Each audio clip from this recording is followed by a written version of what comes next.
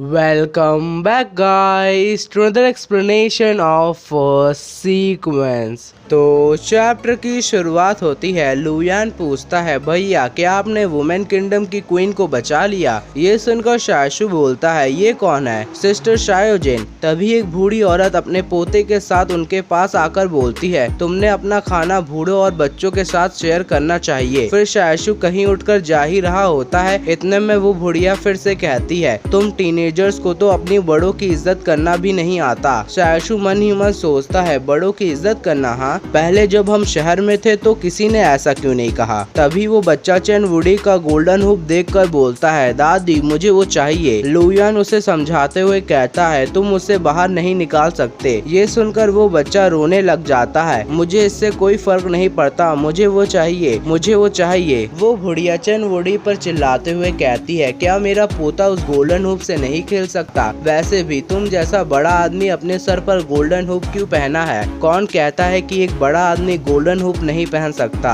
तभी एक लेडी आकर अपना हेयर क्लिप देते हुए कहती है, तुम जैसे लोग एक बच्चे को खेलने के लिए कुछ दे भी नहीं सकते। वो बच्चा उस क्लिप को फेंक देता है और बोलता है, मुझे वही चाहिए। इतने में शायशु कहता है, अगर तुम लोग यहाँ से नहीं निकले तो मेरा दिमाग सनक जाएगा और हमारी मर्जी, हम उस बच्चे को अपना गोल्डन हुप नहीं देंगे, वो हमारा सामान है। और तुम लोग क्या अपनी इस घमंड से अगले स्ट्रॉन्ग होल्ड भी पहुँच पाओगे? वो बुढ़िया जाते हुए कहती है, मैं लीज की रिश्तेदार हूँ और लीज की आर्मी जल्द से जल्द हमें बचाने के लिए आएगी और फिर मैं तुम्हें बताऊंगी। शायशु गुस्से से कहता है, निकलो यहाँ से। चैन वुडी बोलता है, मास्टर इस दुनिया में ऐसे लोग क्यों होते हैं? वुडी मुझे पता है कि तुम न्याय के रखवाला बनना चाहते हो, लेकिन अगर तुम ऐसे सोचते हो कि सभी इंसान अच्छे होते हैं तो तुम गलत हो। तुमने अभी पूरी दुनिया देखी ही कहाँ है। फिर लुयान पूछता है, भैया अब हम कहाँ जाएंगे? अब हम लोग स्ट्रॉन्ग होल्ड 88 की तरफ बढ़ेंगे। वहाँ पर कोई है जिसे मैं जानता हूँ, लेकिन ये स्ट्रॉन्ग होल्ड काफी दूर है, लगभग 500 से 1000 किलोमीटर। भैया अगर हम इतना दूर जा ही रहे हैं तो स्ट्रॉन्ग होल्ड 88 में जरूर यांग शाओजिन होगी। लुयान तुम आजकल कुछ ज्यादा ही बोलने लग गए हो। फिर लुयान बोलता है, भैया हम वहाँ तक जाएंगे कैसे? और अब ये मत कह देना कि हम लोग उतनी दूर साइकिल से जाएंगे। नहीं, हम साइकिल से नहीं जाने वाले, हमें किसी तरह गाड़ी का जुगाड़ करना होगा, तभी ही हम उस स्ट्रॉन्ग होल्ड तक पहुँच सकते हैं। भैया आप सीधे सीधे क्यों नहीं कह देते कि हम लोग गाड़ी चुराने वाले हैं? इतना शर्मा क्यों रहे हो?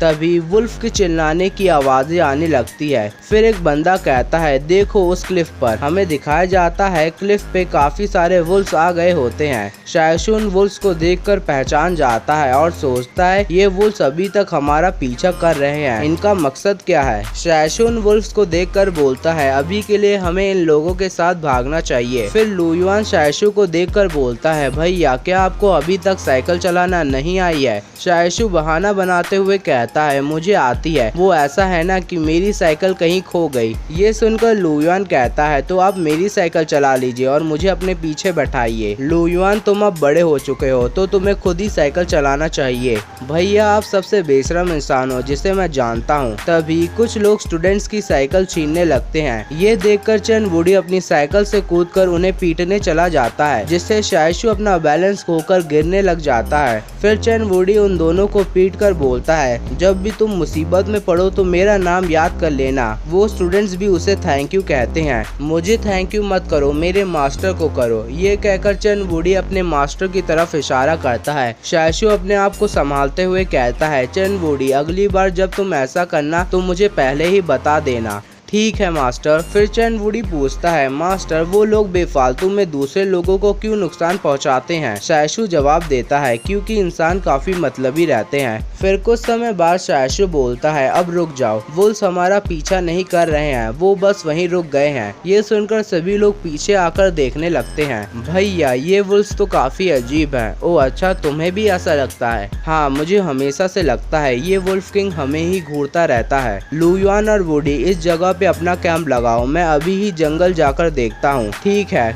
फिर शायशु जंगल की तरफ बढ़ने लगता है और उसे जाते हुए एक लेडी काफी गौर से देख रही होती है। तभी एक बंदा उस लेडी को पहचान जाता है और बोलता है, आप तो फैंग यूजिंग है। मैं आपके म्यूजिक फेस्टिवल में जाने का सोच रहा था, लेकिन फिर ये सब हो गया। कोई बात नहीं, अभी के लिए हम जिंदा तो है। लेकिन उसका सारा ध्यान शायशु पे होता है। फिर सीन शिफ्ट होता है शायशु पे, जो उन वुल्फ्स के पास जाते हुए सोचता है, इन वुल्फ्स को क्या हो गया है, ये हमसे दूरी क्यों बनाए रखे हैं, क्या अब इन्हें हमारा टेस्ट अच्छा नहीं लगता। फिर वुल्फ किंग अपने मुंह में एक रैबिट पकड़े हुए शायशु के पास आता है और उसकी तरफ वो रैबिट रख देता है। ये देखकर शायशु हैरानी से कहता है, क्या ये मेरे लिए है। वो वुल्फ किंग भी अपनी गर्दन हिलाता है और वहाँ से चला जाता है। शायशु उस रैबिट को लेते हुए कहता है, आजकल के वुल्फ्स तो काफी अच्छे हो गए हैं, इंसानों को भी फ्री में खाना देते हैं। फिर शायशु वापस लुयान लोगों के पास आता है। भैया, क्या आप वहाँ पर रैबिट का शिकार करने गए थे? नहीं, ये रैबिट मुझे वुल्फ किंग ने दिया है। ऐसा लगता है उन्हें हमें नुकसान पहुँचाने का कोई इरादा नहीं है।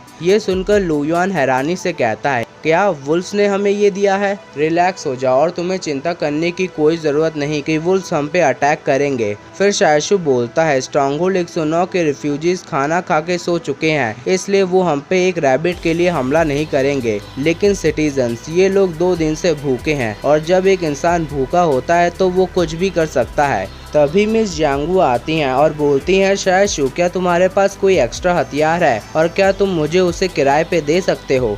शायशु उन्हें हथियार मांगता देख हैरान हुए बिना रह नहीं पाता है। वीडियो पसंद आई हो तो लाइक शेयर सब्सक्राइब जरूर करिए।